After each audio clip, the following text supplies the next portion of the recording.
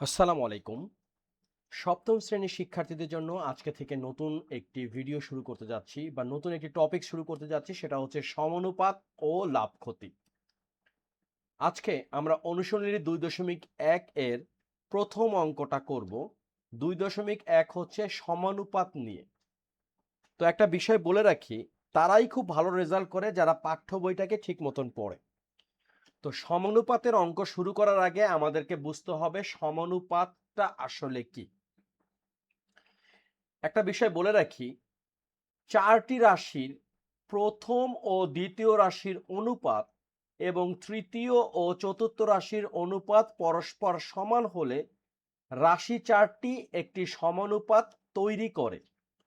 সমানুপাতের প্রত্যেক রাশিকে সমানুপতি বলে। বিষয়টা কেমন দাঁড়ালো? আমাদের 1 নাম্বার প্রশ্নের যদি কয়ের দিকে তাকাই, এখানে লেখা আছে 3 কেজি 5 টাকা, 6 কেজি 10 টাকা। অর্থাৎ এখানে দুইটা জাতীয় জিনিস আছে, একটা হচ্ছে টাকা আর একটা হচ্ছে কেজি, তাই তো? এখন এখানে একটা লাইন লেখা আছে, সমানুপাতে প্রথম ও দ্বিতীয় রাশি সমজাতীয় ও তৃতীয় ও চতুর্থ রাশি সমজাতীয় হতে হবে। অর্থাৎ চারটি রাশি সমজাতীয় হওয়ার প্রয়োজন নাই। তার মানে এখানে যদি টাকার পার্টটা যদি আমি হিসাব করি, আমরা যদি লিখি যে টাকার অনুপাত, টাকার অনুপাত টাকার অনুপাত কি কি আছে লক্ষ্য করি। অনুপাতটা আবার কি, এখানে আবার একটা জিনিস বলি, অনুপাত হলো তুলনা, তাই না? অনুপাত, যেমন বাবার বয়স ধরলাম 60 বছর, ছেলের বয়স 35 বছর, তাহলে বাবা ও ছেলের অনুপাত হবে 60:35। ঠিক তদ্রূপ এখানে টাকার অনুপাত প্রথমে আছে 5 টাকা, তার অনুপাত হচ্ছে 10 টাকা, তাই তো? তার মানে টাকার অনুপাত কত পাচ্ছি এখানে? 5 বা 5:10। এটাকে আমরা লিখতে পারি 5/10। আমরা যদি ভাগ করি, অর্থাৎ 5 দ্বারা যদি ভাগ করি, 5 একে 5, 5 দোকানে 10, 1/2, অর্থাৎ আমরা এটাকে কত পাইলাম? 1:2। তবে আমরা যদি এই কাজটা এখানেও করি, অর্থাৎ 5 কে যদি 5 দ্বারা ভাগ করি পাবো 1:10 কে 5 দ্বারা ভাগ করলে পাবো হচ্ছে 2। অর্থাৎ একই জিনিস দ্বারা আমরা ভাগ করলাম। তো প্রথম কথাটা কি? প্রথম ও দ্বিতীয় রাশি সমজাতীয় হতে হবে, তৃতীয় ও চতুর্থ রাশি সমজাতীয় হবে। অর্থাৎ টাকার সাথে আমরা কেজি মিক্স করতে পারবো না। তো টাকার অনুপাত কত পাইলাম? 1:2। আবার আমরা যদি ভরের অনুপাত দেখি, ভরের ভরের অনুপাত, ভরের অনুপাতটা কত? এখানে প্রথমে আছে 3 কেজি, পরেরটা আছে 6 কেজি, অর্থাৎ 3:6। এখন 3 কে আমরা 3 দ্বারা ভাগ করলে পাবো 1, 6 কে 3 দ্বারা ভাগ করলে পাবো 2। এখন খেয়াল করে দেখো, এই যে টাকার অনুপাত এবং ভরের অনুপাত কিন্তু সমান হইছে, তাই তো? এখন এখানে এই কথাটা বলছে, চারটি রাশির প্রথম ও দ্বিতীয় রাশির অনুপাত, এই যে টাকার এবং ভরের মোট কয়টা রাশি আছে? 5 আর 10, প্রথম রাশি দ্বিতীয় রাশি, ভরের অনুপাত তৃতীয় রাশি চতুর্থ রাশি।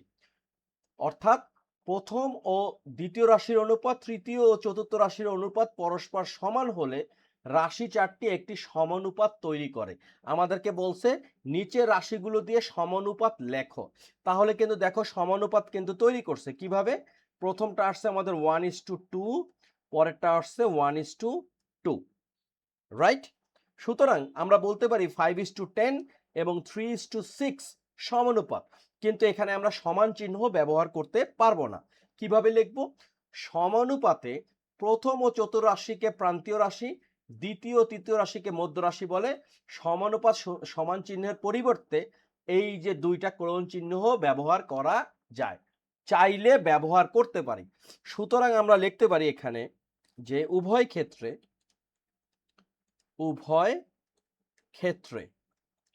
উভয় ক্ষেত্রে কি অনুপাত দুটি সমান, অনুপাত দুটি সমান, তাই তো? সুতরাং রাশিগুলোর কি হবে? সমানুপাত। প্রথমটা কি ছিল? 3, একটু দেখে নেই, 5:10, তাই না? ভুল করা যাবে না। প্রথম ও দ্বিতীয় রাশি ছিল 5:10 এবং সমানুপাতের জন্য দুইটা কোলন ব্যবহার করতে হলো। তারপরে হচ্ছে কি 3:6।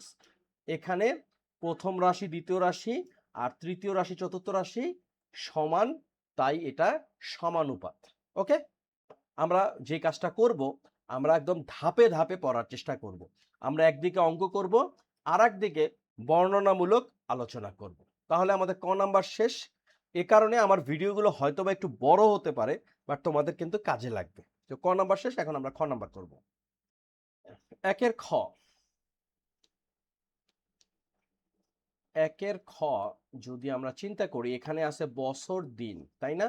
তার মানে আমরা যদি প্রথমে বছরের অনুপাত বের করি, একই জাতীয় যেহেতু হতে হবে প্রথম এবং দ্বিতীয় রাশিটা, মানে প্রথম অনুপাত এবং দ্বিতীয় অনুপাত আলাদা জাতীয় হলে সমস্যা নাই। বছরের অনুপাত সেটা কত? এখানে আছে 9 বছর আর হলো 18 বছর, অর্থাৎ 9 কত? 9 হচ্ছে 18। এখন আমরা এটাকে একটু সিম্পলিফাই করতে পারি, অর্থাৎ 9কে 9 দ্বারা ভাগ করলে পাবো 1 এবং 18কে 9 দ্বারা ভাগ করলে পাবো 2। আবার দিনের কথা যদি চিন্তা করি, দিনের অনুপাত কত কত আছে? 10 আর 20, 10 দিন আর হচ্ছে 20 দিন। তাহলে কি দাঁড়ালো? 10কে 10 দ্বারা ভাগ করলে পাবো 1, 20কে 10 দ্বারা ভাগ করলে পাবো 2। সুতরাং বছর ও দিনের সমানুপাত সেটা কি হবে? বছর ও দিনের সমানুপাত হবে 9:18 সমানুপাত 10:20। Very simple. যেহেতু দুটি সমান চাইলে লেখাও যায়, না লিখলেও সমস্যা নেই। এরপর হচ্ছে আমরা গ নাম্বার করব। কি দেওয়া আছে? সেন্টিমিটার এবং সেকেন্ড এবং মিনিট। তাহলে আমরা প্রথমে একই জাতীয় করি, যেমন এখানে আছে অনুপাত। কিসের অনুপাত? একটা আছে দৈর্ঘ্যের অনুপাত আর একটা আছে সময়ের অনুপাত। তো প্রথমে আমরা একটা কাজ করি, একই রকম করে ফেলি আগে। যে আমরা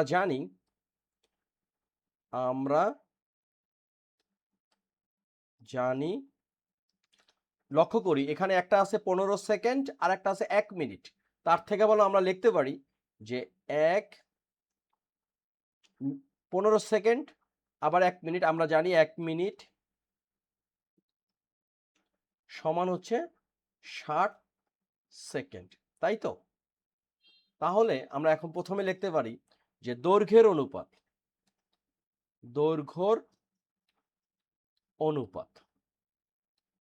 সেটা কি? দৈর্ঘ্যের অনুপাত একটা হলো 7 সেন্টিমিটার আর একটা হলো 28 সেন্টিমিটার। যদি সিম্পলিফাই করি তাহলে এই দুইটা অংশকে যদি 7 দ্বারা ভাগ করি, 7কে 7 দ্বারা ভাগ করলে 1 আর 28কে 7 দ্বারা ভাগ করলে 4। এরপর হচ্ছে সময়ের অনুপাত। সময়ের তাই না? সময়ের অনুপাত। সময়ের অনুপাতটা কি দাঁড়াবে? সময়ের অনুপাত হচ্ছে, এখানে একটা দেওয়া আছে 15 সেকেন্ড আর আরেকটা আমরা 60 সেকেন্ড বের করছি, অর্থাৎ 15 সেকেন্ড আর হলো 60 সেকেন্ড। এখানেও একটা সম্পর্ক আছে, 15কে যদি 15 দ্বারা ভাগ করি পাবো 1 আর 60কে যদি 15 দ্বারা ভাগ করি তাহলে পাবো 4। সুতরাং আমরা লিখতে পারি যে রাশিগুলোর বা উভয় ক্ষেত্রে অনুপাত দুটি সমান। সুতরাং উভয় ক্ষেত্রে অনুপাত দুটি সমান, তাই তো? সুতরাং রাশিগুলোর সমানুপাত। সুতরাং রাশিগুলো কোনগুলো? এই যে 7 একটা রাশি, 28 একটা রাশি, 15 একটা রাশি, 60 একটা রাশি।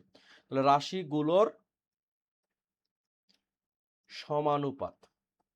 সমানুপাত কেন? কারণ দুইটা অনুপাত সমান হয়েছে, রাশিগুলোর সমানুপাত। একটা হচ্ছে 7:28, আর একটা হচ্ছে সমানুপাত সাইন দিলাম, তারপরে কত 15:60। Very simple. তাহলে আমাদের ক, খ, গ হয়ে গেল।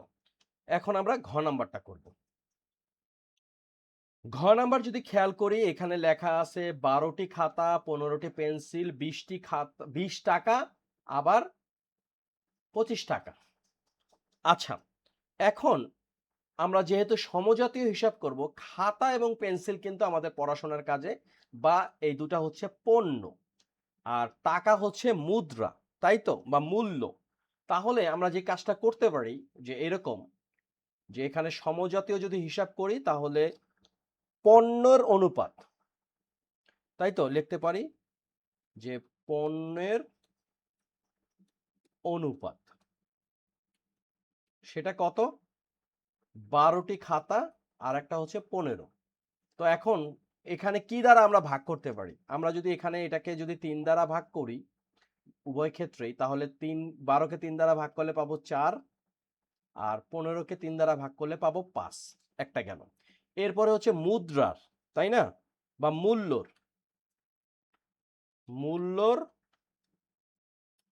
অনুপাত সেটা কত?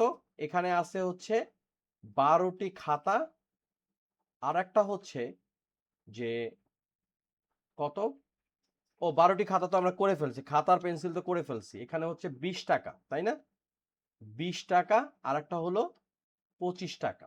এখন এর সাথে কি কি সম্পর্ক আছে? 20কে যদি আমরা 5 দ্বারা ভাগ করি তাহলে পাবো 4, আর 25কে যদি আমরা 5 দ্বারা ভাগ করি আবারও পাবো 5। তাহলে দেখো পণ্যের অনুপাত 4:5, আবার মূল্যর অনুপাতও 4:5। সুতরাং আমরা লিখতে পারি যে উভয় ক্ষেত্রে অনুপাত দুটি সমান। উভয় ক্ষেত্রে অনুপাত দুটি সমান। তাহলে সমানুপাত কি হবে?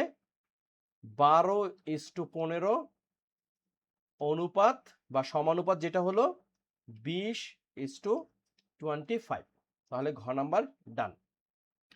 এখন আমাদের কাজ হলো 15 নাম্বার, অর্থাৎ আজকের ভিডিওর শেষ অংশটুকু। লেখা আছে 125 জন ছাত্র, 25 জন শিক্ষক। এরপরে লেখা আছে 2500 টাকা ও 500 টাকা। এখন আমরা যেটা করতে পারি যে ছাত্র এবং শিক্ষকের অনুপাত, তাই না, লিখতে পারি যে ছাত্র শিক্ষকের অনুপাত সেটা কত? এখানে আছে 125 হবে 25। এর সাথে কি সম্পর্ক থাকতে পারে? আমরা যদি এটাকে সিম্পলিফাই করতে চাই বা ছোট করতে চাই, আমরা যদি 25 দ্বারা 125কে ভাগ করি পাবো হচ্ছে 5, আবার 25কে 25 দ্বারা ভাগ করলে পাবো হচ্ছে 1, তার মানে 5:1। সেটা হচ্ছে ছাত্র শিক্ষকের অনুপাত। এরপরে আছে কি? মূল্যর অনুপাত বা টাকার অনুপাত। আমরা লিখি যে টাকার অনুপাত। সেটা কিভাবে করতে পারি? এখানে আছে 2500 টাকা হচ্ছে 500 টাকা। তো এখন সহজ বিষয় যে আমরা যদি এটাকে 500 দ্বারা ভাগ করি তাহলে পাবো হচ্ছে 5, তাই না, আর এটাকে 500 দ্বারা ভাগ করলে পাবো হচ্ছে 1। তাহলে আমরা দেখতে পাচ্ছি ছাত্র শিক্ষকের অনুপাত এবং টাকার অনুপাত সমান। সুতরাং আমরা ডাইরেক্ট লিখে ফেলি রাশিগুলোর সমানুপাত। রাশিগুলোর সমানুপাতটা কত হবে? একটা হচ্ছে 125:25 সমানুপাত সাইন দিলাম, আর একটা হচ্ছে 2500 অনুপাত হচ্ছে 500। তো এই হলো আজকের ভিডিও। আমরা প্রথম অঙ্কটা করলাম। আমার অঙ্কগুলো হয়তো বা একটু সময় লাগতে পারে, কিন্তু বুঝতে পারাটাই হলো সবচেয়ে গুরুত্বপূর্ণ বিষয়। তো যাই হোক, আগামী পর্বে আমরা দ্বিতীয় অঙ্ক দ্বারা শুরু করব। এই পর্বে আমরা রাশিগুলোর সমানুপাত নির্ণয় করলাম। সমানুপাত কাকে বলে বা সমানুপাতি কি জানলাম, প্রথম রাশি দ্বিতীয় রাশি সমজাতীয় এবং তৃতীয় বা চতুর্থ রাশি সমজাতীয় হতে হবে, সবকটা সমজাতীয় হতে হবে প্রয়োজন নাই। আবার প্রথম ও চতুর্থ রাশিকে প্রান্তীয় রাশি ও দ্বিতীয় তৃতীয় রাশিকে মধ্য রাশি, এই বিষয়ে আলোচনা করব আগামী কোনো পর্বে। তো এই পর্যন্তই, তোমরা সবাই ভালো থাকো, সুস্থ থাকো এবং প্লিজ চ্যানেলটিকে সাবস্ক্রাইব করো। ধন্যবাদ।